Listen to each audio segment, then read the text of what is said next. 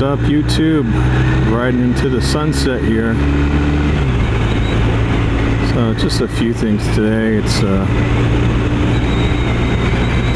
about 80 degrees outside. My bike says it's 79 degrees, but that's not right. I think it's maybe just the wind blowing or something. But yeah, it's a little warm out, and it's 7 o'clock in the evening.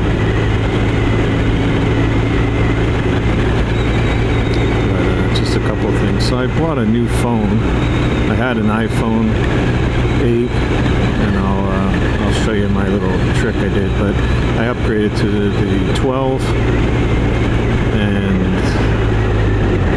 the mount I bought for the cell phone, it no longer operates correctly. The spring-loaded clamp that holds the iPhone in place now is squishing the volume button, because on the iPhone 12 they've moved the rocker arm for the volume down lower on the phone to make it easier to turn up and down, I guess.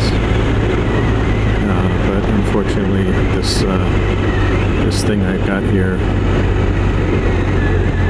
is not conducive to that, so had to come up with a little trick and just cut to that and show you now. Hey guys, so in another video I showed you I bought this thing on Amazon to hold my cell phone so I could have Google Maps here, and this is actually the whole underneath is the holder for the Garmin, which is about close to $1,000 for the sat nav. But I don't really drive anywhere where there's no cell phone reception, so this is a cheap alternative.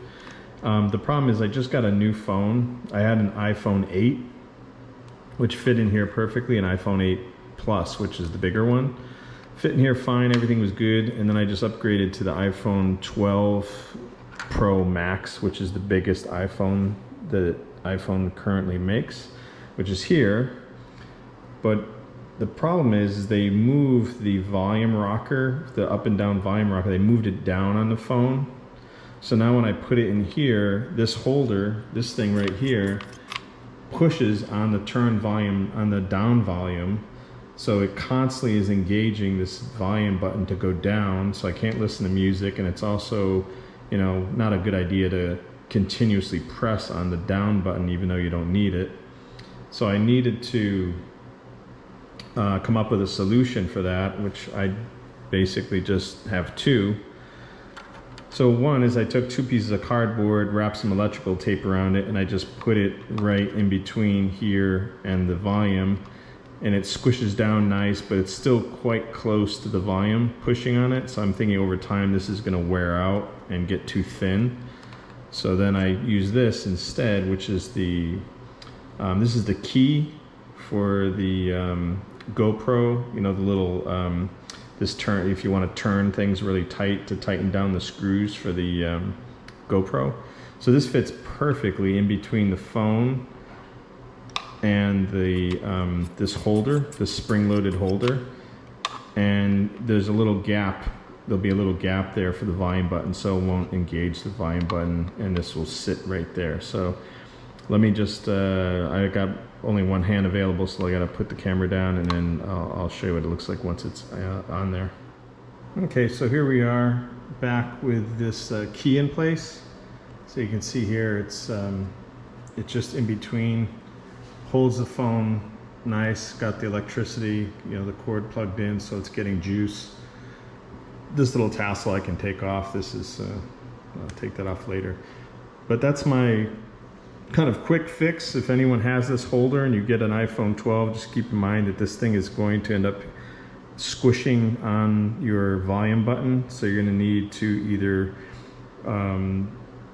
purchase a new one of these. I don't know. I haven't looked on Amazon yet to see if they came out with a new one special for iPhone 12, but I would doubt that at this point. But my quick fix is just to put something in there. I use the GoPro key wrench, whatever it's called. Also, this cardboard worked fine too, but I think over time this would get squished down, and then if it rains and this gets wet, you know, of course it'll squish down and not be effective. But that's it. And a little bit of personal news. I got my second COVID shot on Friday. Today's Sunday. And luckily I had no reactions or symptoms. I think my trick worked. So basically what I did is just took high doses of vitamin C every day, before, during, and after. Hydrated big time, lots of water, and as soon as I got the shot, went right home and did 50 minutes of vigorous exercise, get the blood moving.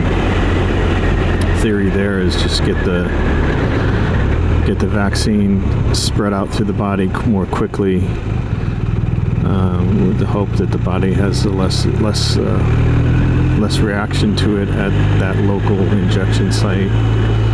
So my arm isn't sore, didn't hurt at all or anything like that. So anyways, I'm fully vaccinated now. And that's that.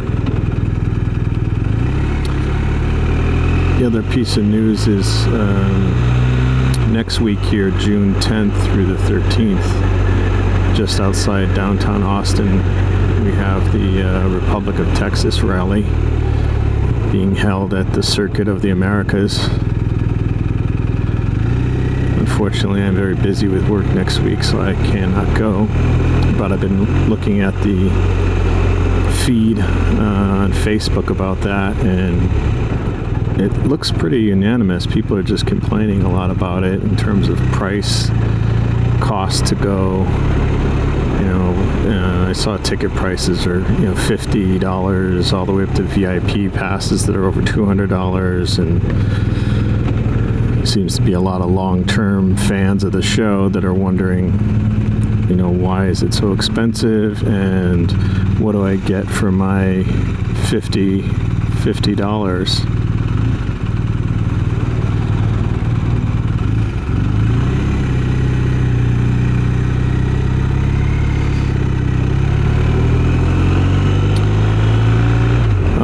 I've never been, so I can't really say much. I would like to go check it out, but if it does cost $50+ just to show up, I think that's kind of a little steep just to check out a show.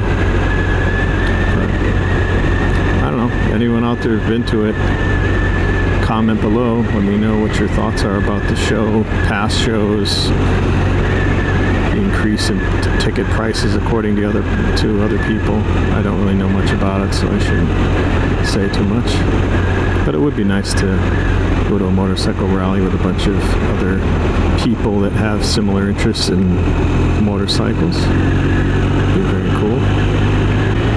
I did see in Dallas, up near Fort Worth, there was another rally. Was that a couple weeks, 2 or 3 weeks ago, something like that. And a lot of YouTube moto vloggers were there, and I saw some of their videos. There's a few people that I watch on YouTube that were invited by revzilla.com to go check out that. So that was interesting to see some of those YouTubers getting together for the first time. They've never met each other. Some interesting stuff there. But yeah, it's just another rally. At some point I hope to get to one. Unfortunately next week I can't go to that one in Austin because I'm just too busy, which is a good thing.